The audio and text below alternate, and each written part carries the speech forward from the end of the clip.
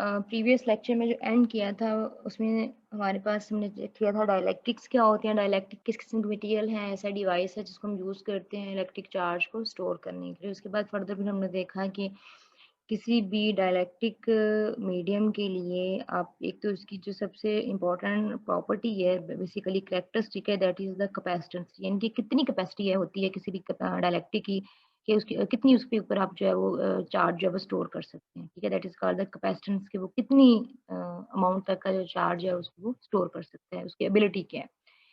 Capacitance हमने देखी कि किसी पैरेलल प्लेट की फर्दर उसमें डिफरेंट कॉन्फ़िगरेशन थी। आपके पास डिफरेंट तरह के डाइलेक्ट्रिक्स होती हैं, स्फेरिकल भी होती हैं, सिलिंड्रिकल भी होती हैं, पैरेलल प्लेट कैपेसिटर भी होते हैं। फिर नेक्स्ट हमने देखा कि किसी भी पैरेलल प्लेट कैपेसिटर की कैपेसिटेंस कैसे फाइंड करते हैं। उसके लिए सिंपली क्या था कि आपने सबसे पहले क्या करना होता है कि आपने ये देखना है कि किसी भी पैरेलल प्लेट कैपेसिटर की जो प्लेट्स हैं, उन प्लेट्स के दरमियान में इलेक्ट्रिक फील्ड क्या है, पोटेंशियल डिफरेंस जनरेट हो रहा है, उसकी वजह से इलेक्ट्रिक फील्ड आपने सबसे पहले तो देखनी है, फिर उस इलेक्ट्रिक फील्ड की वजह से जो पोटेंशियल डिफरेंस जनरेट हो रहा है, उन 2 प्लेट्स के दरमियान में आपने वो फाइंड करना है। वहाँ से आप simply Q is equal to CV ये रिलेशन यूज़ करके आप वहाँ से कैपेसिटेंस फाइंड कर सकते हैं, ठीक है? तो अब नेक्स्ट हम देखेंगे कि किसी भी इलेक्ट्रिक फील्ड जो कि किसी भी पैरेलल प्लेट कैपेसिटर के प्लेट्स के दरमियान में जनरेट हो रही है, वहाँ पे आप कितनी मैक्सिमम इलेक्ट्रिक एनर्जी जो है वो स्टोर कर सकते हैं, ठीक है ना? कि सिंपल पैरेलल प्लेट कैपेसिटर की जो प्लेट्स के दरमियान में इलेक्ट्रिक फील्ड जो सेटअप हुई है, उस इलेक्ट्रिक फील्ड में एनर्जी कितनी स्टोर हो रही है, यानी कि कितनी इलेक्ट्रिक एनर्जी जो है वो स्टोर हो रही है in case of a parallel plate capacitor. और फर्दर फिर हम उसमें देखेंगे कि एनर्जी डेंसिटी कितनी है। पहले एनर्जी फाइंड कर लेंगे, फिर सिंपली एनर्जी डेंसिटी वो क्या होगी, total energy divided by unit volume. तो सबसे पहले तो हम लेते हैं simple parallel plate capacitor and that capacitor have a capacitance C, ठीक है? एट एनी टाइम t, किसी भी टाइम t के ऊपर उस पैरेलल प्लेट कैपेसिटर की प्लेट्स के ऊपर जो चार्ज है that is simply Q prime, ठीक है? कैपेसिटेंस उसकी C है और उसके ऊपर जो चार्ज है that is Q prime. Now the potential corresponding to this charge Q prime is given by V is equal to, ठीक है? Simply Q is equal to C भी, तो यहाँ से हमने चूंकि पोटेंशियल फाइंड करना है तो V is equal to Q prime over C। Okay, अब अगर हम इसमें एक बहुत स्मॉल अमाउंट ऑफ चार्ज जो है वो मजीद ऐड करें, ठीक है? अगेन हम इस कैपेसिटर के ऊपर फर्दर कुछ और चार्ज जो है ट्रांसफर करें, that is a very small amount of charge D Q prime, then this small amount of charge D Q prime will change the potential by some amount dV, ठीक है ना? अगर हम चार्ज मजीद उसमें transfer करेंगे तो definite सी बात है कि उस पे जो पोटेंशियल कॉरेस्पॉन्ड कर रहा होगा जो उस चार्ज है वो भी थोड़ा सा इंक्रीज होगा, तो then it will change the potential energy by amount D. Potential energy की सिंपल डेफिनेशन क्या थी, U is equal to V Q, ठीक है? तो हमने चूंकि चेंज इन, हमने एक स्मॉल अमाउंट ऑफ चार्ज जो है ऐड किया है, डी क्यू प्राइम हमने ऐड किया है, तो वो उसके कॉरेस्पॉन्डिंग क्या करेगा, एनर्जी में वो स्मॉल चेंज जो इंट्रोड्यूस करेगा। तो सिंपली पोटेंशियल एनर्जी जो है that will B change by this amount. अब V यहाँ पे क्या है, पोटेंशियल डिफरेंस है, पोटेंशियल की वैल्यू क्या है, Q prime over C, Q prime over C यहाँ पे पुट कर दें, तो यहाँ पे हमारे पास चेंज इन पोटेंशियल एनर्जी जो है वो इस टर्म के इक्वल आ जाएगा। Now if charging process kept continue, मतलब आप इसको कंटिन्यू कर रहे हैं, आपने स्टॉप नहीं किया, आप बहुत आहिस्ता आहिस्ता ग्रेजुअली जो है वो कैपेसिटी के ऊपर चार्ज जो है वो बढ़ाते जा रहे हैं, इंक्रीज करते जा रहे हैं जो उसके ऊपर स्टोर हो रहा है, then the total charge in capacitor will be Q, यानी कि इनिशियली जो था वो Q प्राइम था, उसमें आपने थोड़ा सा मजीद ट्रांसफर किया D Q prime and so on, आप करते जा रहे हैं, तो फाइनल जो टोटल चार्ज जो उसके ऊपर टोटल ओवरऑल स्टोर होगा, let's suppose that charge is Q, वो चार्ज वो Q है, तो उस केस में फिर टोटल पोटेंशियल एनर्जी जो वो किसके इक्वल होगी, तो सिंपली क्या करेंगे, इसी इक्वेशन को आपने सिंपल इंटीग्रेट कर देना, सिंपल टोटल पोटेंशियल एनर्जी के लिए क्या करेंगे, इस चीज को इंटीग्रेट कर दें, इसकी वैल्यू पुट करें, इसको इंटीग्रेट कर दें, इंटेग्रल किस पे होगा, Q पे है, Q प्राइम पे है, तो Q प्राइम कहाँ से लेके कहाँ तक वेरी कर रहा है, इनिशियली जीरो था, बिल्कुल जब आपने स्टार्ट किया होगा टाइम t जीरो पे जीरो था, फिर किसी भी टाइम t के ऊपर Q प्राइम था, तो इनिशियली t जीरो पे जीरो था, तो जीरो से लेके और फाइनल कहाँ तक जा रहा है, Q तक, तो इसकी जो लिमिट होगी that will be initial to final limits होंगी वो 0 टू Q है, इसको आप इंटीग्रेट कर दें सिंपल इक्वेशन को, सिंपल इंटीग्रेशन है, 1/c को बाहर निकाल लें, ये एज अ कांस्टेंट एक्ट करेगा, तो Q प्राइम की इंटीग्रेशन करें क्या आ जाएगा, Q prime by Q prime square by 2, उसमें ये लिमिट्स पुट करें, upper limit minus lower limit, तो ये आपके पास आ जाएगा क्यू स्क्वायर ओवर 2c। ये आपके पास आ गई टोटल पोटेंशियल एनर्जी। ठीक है, फिर आपके पास टोटल पोटेंशियल एनर्जी आ जाएगी।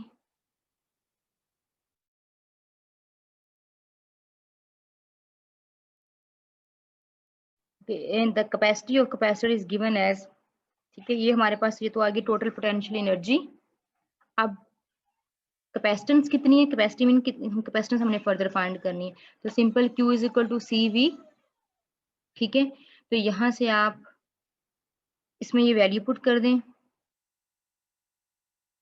ठीक है, Q की ये वैल्यू जो है पुट कर दें सी वी, इस इक्वेशन में पुट कर दें, तो सी वी स्क्वायर बाय 2c, इसको थोड़ा सा सिंप्लीफाई करें, कुछ टर्म्स कैंसिल हो जाएंगी, तो ये आपके पास आ जाएगी energy half C V square.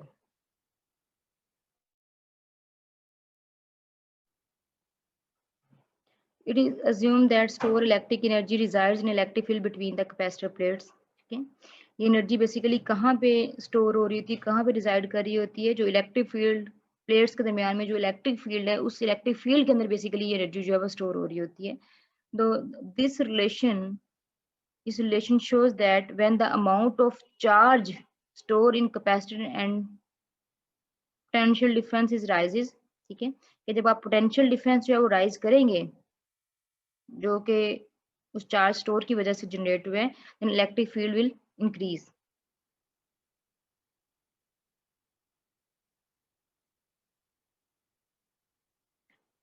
Now the next term is the energy density. हमने पोटेंशियल एनर्जी फाइंड किया, किसके इक्वल होती है, half C V square. This is the potential energy, total potential energy. तो एनर्जी डेंसिटी क्या होगी, यानी कि पोटेंशियल एनर्जी डेंसिटी क्या होगी, simply energy store per unit volume is called the energy density. तो यूनिट इसका सिंपली क्या होगा, देखिए एनर्जी का यूनिट होता है जॉल, तो हमने एनर्जी डेंसिटी निकाली, यानी कि एनर्जी पर वॉल्यूम, तो जॉल पर वॉल्यूम का यूनिट क्या होता है, मीटर क्यूब, तो जॉल पर मीटर क्यूब इसका यूनिट होगा। एनर्जी डेंसिटी सिंपली आपके पास क्या होगी, total energy divided by unit volume, तो यू ई डिवाइडेड बाय, अब वॉल्यूम किसके इक्वल होगा, एरिया इनटू डिस्टेंस। ये एरिया है जो कि पैरेलल प्लेट कैपेसिटर का है, और डी क्या है, the distance between the plates, A into D. ये यू ई हमने अभी फाइंड किया हाफ सी वी स्क्वायर, उसकी ये वैल्यू पुट कर दें आप, जो भी हमने पोटेंशियल एनर्जी की वैल्यू पुट फाइंड की है, तो इसमें वैल्यू पुट करेंगे तो ये आपके पास रिलेशन आ जाएगा। नाउ इसको अगर हमने थोड़ा सा और सिंप्लीफाई करना हो, ये हमारे पास देखिए रिलेशन है, आप इसको यूं भी बता सकते हैं, ये एनर्जी डेंसिटी हमारे पास है in terms of C and V, ठीक है, in terms of capacitance and potential difference. ठीक है, बट अगर आपके पास कोई ऐसी स्टेटमेंट आ जाती है कि ऐसा प्रॉब्लम आ जाता है कि आपको सिर्फ इलेक्ट्रिक फील्ड गिवन है उस मीडियम की, या तो उस मीडियम की परमिटिविटी का आपको पता है इनिशियली जो आपके पास इन्फॉर्मेशन है, या आपको इलेक्ट्रिक फील्ड पता है कि जो प्लेट्स के दरमियान में इलेक्ट्रिक फील्ड स्टोर है वो इतनी है, और आप जी एनर्जी बताएंगे कितनी स्टोर हुई है, तो उस केस में आप इसको हम फिर कोशिश करेंगे कि ये रिलेशन जो है हमारे पास फिर इन टर्म्स ऑफ इलेक्ट्रिक फील्ड हो, ठीक है ना, यानी कि जो आपके पास डिपेंड, ऑल डिपेंड्स, आप ये रिलेशन भी यूज कर सकते हैं, ऑल डिपेंड्स कि आपके पास जो इनिशियल गिवन इन्फॉर्मेशन है वो किन टर्म्स में है, ठीक है ना, वो उसमें आपको इनिशियल इन्फॉर्मेशन क्या दी गई है। अगर तो इलेक्ट्रिक फील्ड आपको इनिशियली गिवन है, तो फिर आप कोशिश करें कि इस रिलेशन को हम जो है वो कन्वर्ट कर लें इन terms of an electric field. Otherwise अगर आपको कैपेसिटेंस या वी गिवन है इनिशियली, तो फिर आप ये रिलेशन भी सिंपली यूज कर सकते हैं। ओके, इसको थोड़ा सा हम सिंप्लीफाई करते हैं, इसको चेंज करते हैं इन terms of electric field. So the capacity of parallel plates, इनकी कैपेसिटेंस किसके इक्वल होती है, सिंपली हमने प्रीवियस लेक्चर में देखा था कि पैरेलल प्लेट कैपेसिटर की जो कैपेसिटेंस होती है वो ए एप्सिलॉन नॉट ओवर डी होती है। Here epsilon not is the permittivity of free space. ठीक है, अब एनर्जी डेंसिटी सी की जो ये वैल्यू है, इसको इसमें पुट कर दें, इस इक्वेशन में सी की ये वैल्यू पुट कर दें। ये आपने पुट की है, इसको थोड़ा सा सिंप्लीफाई करें, इसको रीअरेंज करके थोड़ा सिंप्लीफाई करेंगे, आपके पास ये रिलेशन आ जाएगा। ठीक है, थोड़ा इसको सॉल्व करें, जो चीजें कट रही हैं उनको कैंसिल कर दें। अब यहाँ पे देखें V ओवर D किसके इक्वल है, इस is equal to E, electric field, क्योंकि हमारे पास V बराबर होता है V is equal to E D, वहां से E निकालेंगे तो किसके इक्वल आ जाएगा, V ओवर D। तो V ओवर D किसके इक्वल होता है, इलेक्ट्रिक फील्ड E के, तो यहाँ पे ये उसकी वैल्यू पुट कर दें E, तो ये आ जाएगा E square epsilon naught over D, यानी कि 1/2 epsilon not E square, half epsilon not E square. This is the energy density for any kind of configuration of capacitor. आपके पास किसी भी किस्म के कैपेसिटर हैं, ठीक है, उसके लिए आप ये किसी भी किस्म की कॉन्फ़िगरेशन है, आप ये रिलेशन जो है यूज़ कर सकते हैं। क्यों? बिकॉज़ देखिए इसमें वो उसकी शेप के ऊपर कोई डिपेंडेंसी नहीं है। इसमें कोई ऐसा फैक्टर नहीं है जो ये बता रहा हो कि एनर्जी डेंसिटी जो है वो शेप के ऊपर डिपेंड कर रही है। अगर तो यहाँ पे कोई एरिया का फैक्टर होता, फिर हम कहते हैं कि हाँ, भी पैरेलल प्लेट कैपेसिटर का एरिया और है, सिलिंड्रिकल कॉन्फ़िगरेशन का एरिया और होगा, आपके स्फेरिकल कॉन्फ़िगरेशन उसका एरिया और है, तो फिर हम ये इसको जनरलाइज़ नहीं कर सकते, तो फिर हम ये रिलेशन सिर्फ़ किसी एक के लिए यूज़ करते हैं। अब इस रिलेशन में देखिए ऐसी कोई फेस की या शेप की डिपेंडेंस है ही नहीं है। ई है इलेक्ट्रिक फील्ड जो भी सिंपली चाहे जो भी कैपेसिटर है पैरेलल प्लेट है, स्फेरिकल है या सिलिंड्रिकल है, उसमें जो भी इलेक्ट्रिक फील्ड सेटअप होगी वो electric field epsilon not permittivity of free space है, उसकी एक कांस्टेंट वैल्यू है, उसकी वैल्यू तो फिक्स है और ये हाफ का फैक्टर है, ठीक है? तो simply half epsilon naught E square का जो है रिलेशन आप यूज़ कर सकते हैं and this relation is applicable for any kind of configuration of capacitor. अब नेक्स्ट हम चेक करेंगे, ये पहले प्रीवियस लेक्चर में हमने फाइंड किया था एक सिंपल पैरेलल प्लेट कैपेसिटर है, उसकी कैपेसिटेंस क्या होगी और उसकी प्लेट्स के दरमियान में जो इलेक्ट्रिक फील्ड है हमने वो फाइंड की थी। वहां से फिर हमने फर्दर देखा कि पोटेंशियल क्या होगा, ठीक है ना? ये सारी चीजें हमने फाइंड की थी। कैपेसिटेंस चेक की थी कि कैपेसिटेंस क्या होती है, simply A epsilon naught over D हमारे पास फार्मूला रिलेशन आया था, C is equal to epsilon naught A over D का फार्मूला था। अब ये उस वक़्त था कि जब अभी एकदम हम उसको रिवाइज़ भी कर लेते हैं। ये अगर तो सिंपल आपके पास देखें ये कॉन्फ़िगरेशन है कैपेसिटर विदाउट एनी डाइलेक्ट्रिक। ये आपके पास सिंपल पैरेलल प्लेट कैपेसिटर है। एक्चुअली हमने जो चीज़ फाइंड करनी है वो हमने ये देखना है कि अगर पैरेलल प्लेट कैपेसिटर के दरमियान में आप कोई डाइलेक्ट्रिक मीडियम रख देते हैं, तो फिर उसकी कैपेसिटेंस पे क्या इफ़ेक्ट पड़ेगा? क्या फिर भी उसकी उतनी सलाहियत रहेगी, उतनी एबिलिटी रहेगी चार्ज को स्टोर करने की या कम ज़्यादा होगी? हमने बेसिकली इस चीज़ को चेक करना है। उसमें फिर हम दोनों ही देखते हैं, कैपेसिटर विदाउट डाइलेक्ट्रिक भी देखते हैं और कैपेसिटर विद डाइलेक्ट्रिक भी देखते हैं। तो अब कैपेसिटर डाइलेक्ट्रिक मीडियम होते क्या हैं? देखिए डाइलेक्ट्रिक कोई भी ऐसा मीडियम है जो इलेक्ट्रिसिटी को पास नहीं करता है, उसको रेज़िस्ट करता है। अब वो कौन से हो सकते हैं जो हैं बे काइंड ऑफ डाइलेक्ट्रिक्स होते हैं, काइंड ऑफ इंसुलेटर्स, ठीक है ना? तो अब इंसुलेटिंग मटेरियल्स किस किस्म के हो सकते हैं, यानी कि डाइलेक्ट्रिक मटेरियल किस किस्म के हो सकते हैं? They can be glass, they can be plastic, they can be rubber, paper, air, ठीक है? ये सारी की सारी जो चीज़ें हैं ये माइका शीट है, ये सारी की सारी चीज़ें जो हैं ये आपके पास insulating materials and dielectric materials हैं, यानी कि इसमें से करंट इनमें से पास नहीं होता है। तो नॉर्मली जो इस किस्म के मटेरियल्स होती हैं, डाइलेक्ट्रिक इंसुलेटिंग मटेरियल्स होती हैं, they have ability to store the electricity better than the conductors, क्योंकि कंडक्टर में से पास हो जाती है, इनमें से पास नहीं होती, इनमें स्टोर होती है, ठीक है ना? ये डाइलेक्ट्रिक हम यूज करते हैं स्टोर करने के लिए, इंसुलेटर को हम यूज करते हैं स्टोर करने के लिए इलेक्ट्रिसिटी को, जबकि कंडक्टर में से इलेक्ट्रिसिटी पास हो जाती है, वहां पे हम उनको स्टोर नहीं कर सकते, उनमें से करंट पास हो जाता है। सो क्या इफेक्ट पड़ेगा अगर हम किसी पैरेलल प्लेट कैपेसिटर की कैपेसिटेंस फाइंड करें by using a dielectric medium और insulating medium between the parallel plate capacitor? तो अब ये आपके पास एक कॉन्फ़िगरेशन है पैरेलल प्लेट कैपेसिटर की, नेगेटिव प्लेट है, पॉजिटिव प्लेट है, ठीक है? अब ये किसी भी एक सिंगल प्लेट के ऊपर जो स्टोर्ड चार्ज है दैट इज क्यू, ठीक है? ये स्टोर्ड चार्ज है। एम्प्टी कैपेसिटर, आपने कोई भी डाइलेक्ट्रिक मीडियम नहीं रखा हुआ। ये वही चीज़ है जो हम ऑलरेडी फाइंड कर चुके हैं, इसमें मैं दोबारा इसकी डेरिवेशन पे नहीं जा रही हूँ, हमने ऑलरेडी फाइंड कर लिया प्रीवियस लेक्चर, आप अपना देखें। ये यहाँ पे सी नॉट की टर्म यूज करें, दैट डजेंट मैटर, हमने कैपेसिटेंस को सी का नाम दिया था, अब सी नॉट रख लें, सी रख लें, डजेंट मैटर। तो ये सिंपली देखें पैरेलल प्लेट कैपेसिटर की जो कैपेसिटेंस है वो अगेन आ गई A epsilon naught over D, ये ऑलरेडी हम रिलेशन जो वो ड्राइव कर चुके हैं, यानी कि without our dielectric medium between the parallel plate capacitor. Okay, ये अब हो गया है। now देखिए यहाँ पे कैपेसिटेंस किस चीज के ऊपर डिपेंड कर रही है, एरिया पे डिपेंड कर रही है, ठीक है? प्लेट्स का एरिया क्या है और सेपरेशन प्लेट्स के दरमियान में सेपरेशन क्या है, यानी कि प्लेट्स के एरिया और सेपरेशन के ऊपर डिपेंड कर रही है और किसी चीज पे डिपेंड नहीं कर रही है, क्योंकि और कोई मीडियम वहां पे हमने यूज ही नहीं किया, हमने कोई किसी किस्म का प्लेट्स के दरमियान में हमने कोई मीडियम नहीं है, सिंपल हमारे पास एयर है बिटवीन द प्लेट्स।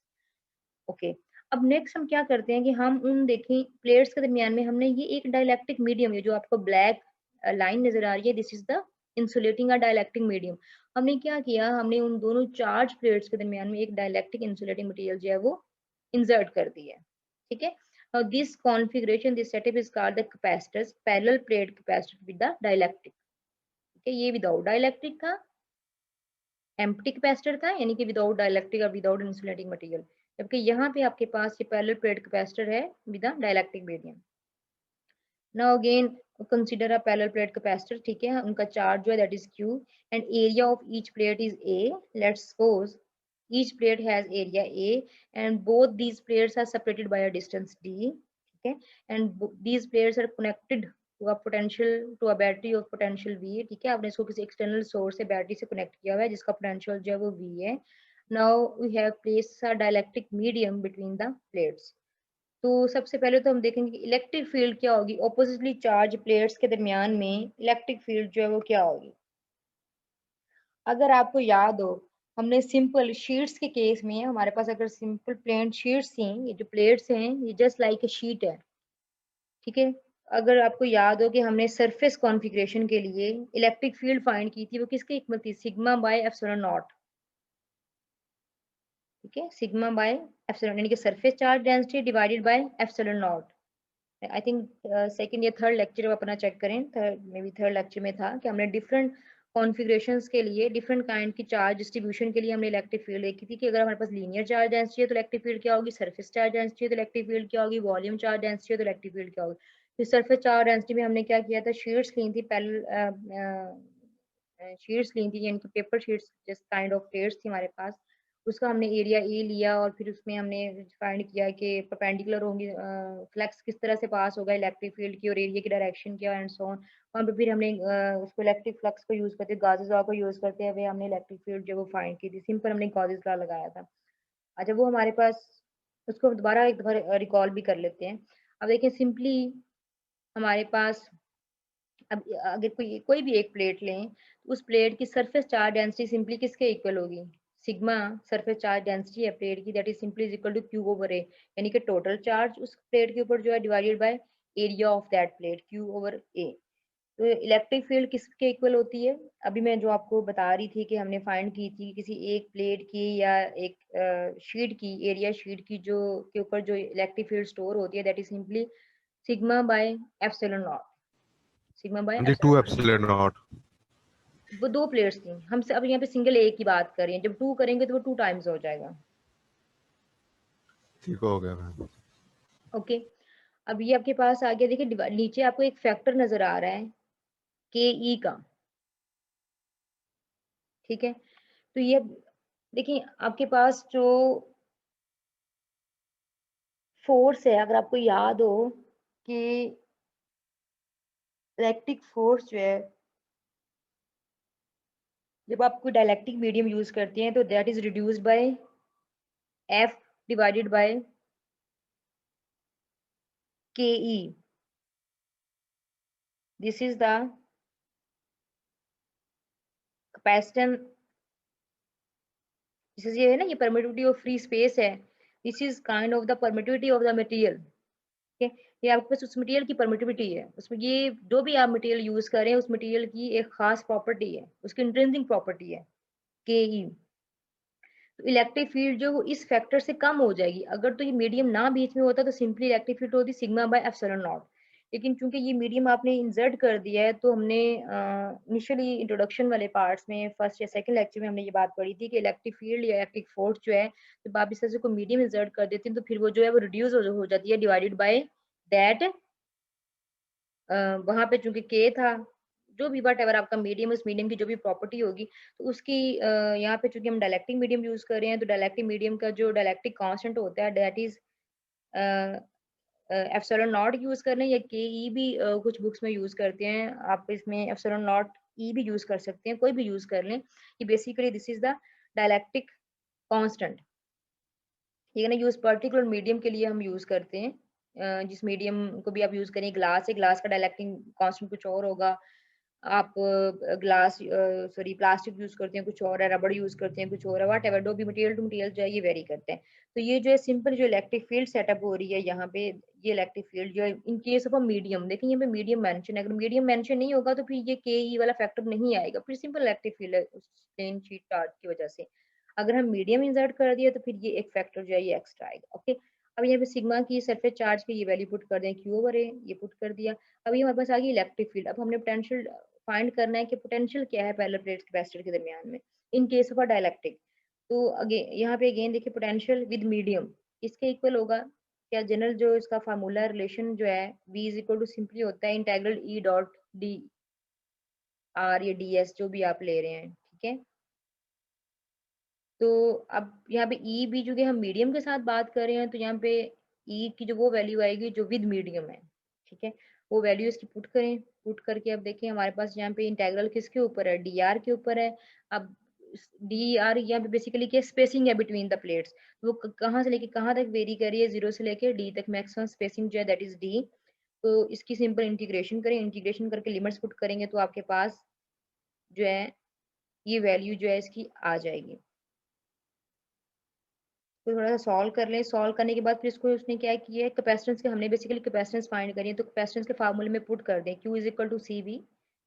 अ, यहाँ से आपने V फाइंड कर लेना है, ठीक है? V की आपके पास कोई ना कोई वैल्यू आ जाएगी। क्या आपके पास वैल्यू आएगी इसकी? उसको आपने फाइंड कर लेना है, सिंपल आपके पास वैल्यू आ जाएगी QD ओवर A के ही एप्सिलॉन नॉट वैल्यू आ गई। अब आपने नेक्स्ट क्या करना है, हमारे पास देखिए फार्मूला होता है Q is equal to CV। तो यहाँ से सी निकाल लें, सी किसके इक्वल आ जाएगा? Q over we.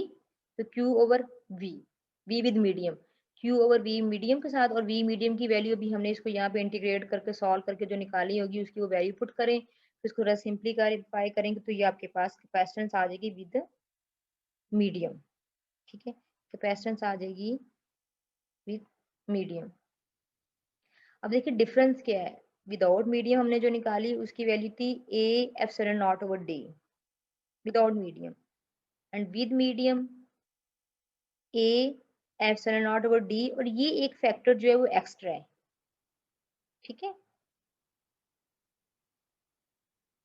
Now this relation shows that the capacitance of a parallel plate capacitor increases by a factor ke when we insert a dielectric medium between the plates of the capacitor।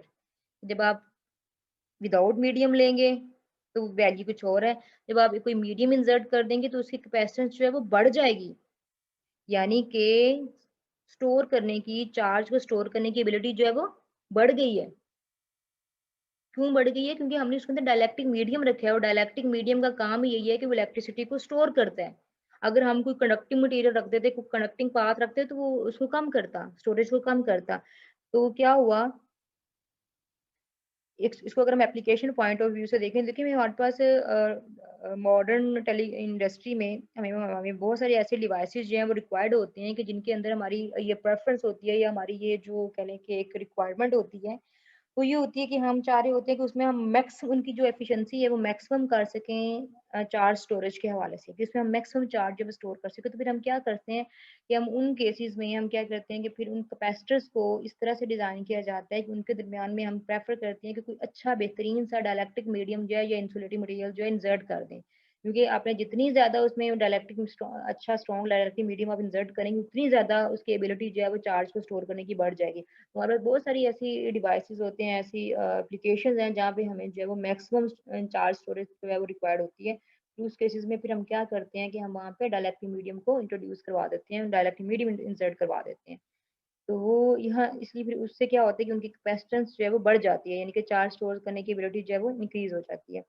अगर हम simply अब ratio find करें, यानी कि without sorry with medium and without medium capacitance की जो अगर हम रेशियो निकालें कि डिफरेंस क्या है, ये जो सी ओवर सी एप्सिलॉन नॉट है, सी जो है विद मीडियम है वो वैल्यू पुट कर दें, ये value simply divided by C naught, ये जो वैल्यू मैंने पहले यानी कि विदाउट डाइलेक्ट्रिक जो फाइंड की थी वो पुट करके इनको जब सॉल्व करेंगे तो ये देखिए ये जो रेशियो है ये किसके इक्वल है? सिंपली के ई, तो बाकी सारी चीजें सेम है, सिर्फ एक यही फैक्टर एक्स्ट्रा था। तो सिंपल जो है इनकी जो रेशियो है वो किसके इक्वल होती है? डाइलेक्ट्रिक, ये दोनों डाइलेक्ट्रिक्स की जो रेशियो है with and without medium is equal to simply Ke. That is the dielectric constant.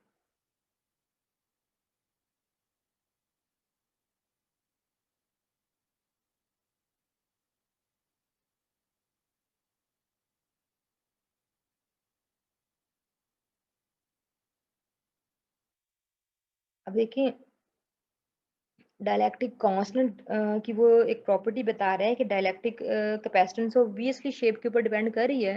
अगर हम कैपेसिटेंस की बात करें तो शेप पे डिपेंड कर रही है, एरिया है नीचे डी है, तो इसका मतलब है कि ये शेप के ऊपर डिपेंड कर रही है। हर कॉन्फ़िगरेशन की अपनी कैपेसिटेंस होगी। पैरेलल प्लेट कैपेसिटर की कैपेसिटेंस है, स्फेरिकल के लिए फाइंड करेंगे तो डिफरेंट फार्मूला आएगा, सिलिंड्रिकल के पे जाएंगे तो डिफरेंट रिलेशन होगा, क्योंकि ये एरिया के ऊपर डिपेंड कर रही है। लेकिन जो डाइलेक्ट्रिक कांस्टेंट होता है वो नहीं डिपेंड करता। देखिए डाइलेक्ट्रिक कांस्टेंट किसके इक्वल आता है, सी ओवर सी नॉट, सिंपल इसके इक्वल है। अब आपने इसको हल किया है, सी ओवर सी नॉट किसके इक्वल है, के ई है। तो डाइलेक्ट्रिक कांस्टेंट जो है वो शेप से इंडिपेंडेंट है। The dielectric constant is the fundamental property of the dielectric material. ये उसकी अपनी एक फंडामेंटल प्रॉपर्टी है, बुनियादी प्रॉपर्टी जो है उसकी है। And is independent of the size और शेप ऑफ द कंडक्टर। ठीक है, वो उस कंडक्टर की साइज शेप से इंडिपेंडेंट है।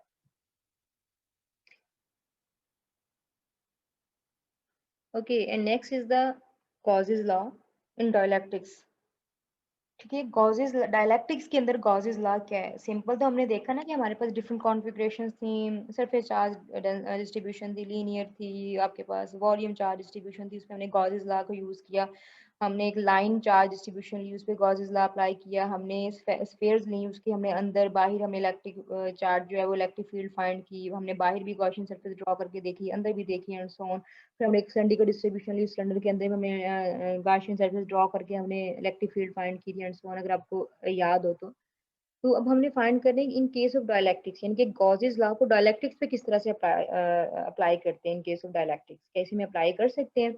अच्छा, अब इसमें भी यानी कि यही सारी प्रॉपर्टी हम यही फाइंड, हमारा एंड रिजल्ट यही होगा, लेकिन अब यहाँ पे हमने क्या करना है कि इसको हमने गॉसेस लॉ के थ्रू जो है फाइंड करना है। तो Gauss's law in case of dielectrics क्या होगा, थोड़ा सा चेंज है सिंपल गॉसेस लॉ से।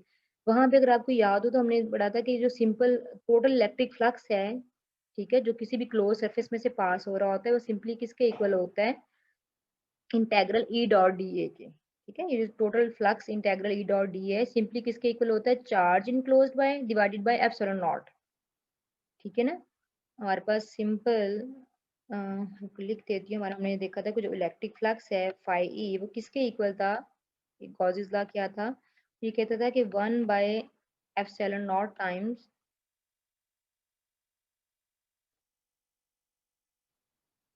The total charge enclosed bye that surface. ठीक है, simply electric flux Q over epsilon not के इक्वल था।